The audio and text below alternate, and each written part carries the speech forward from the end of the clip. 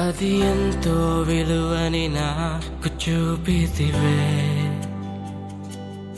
నా వృద్ధులాశ్రమం నుండి మీ అందరికీ శుభాలు తెలియజేస్తున్నాను.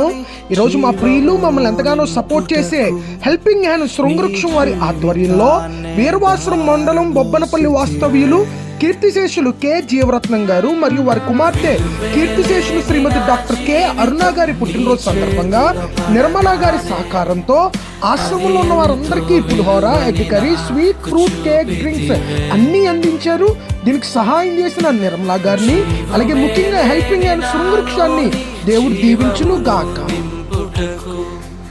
నీ జీవితాన్నే తారబోసితివే.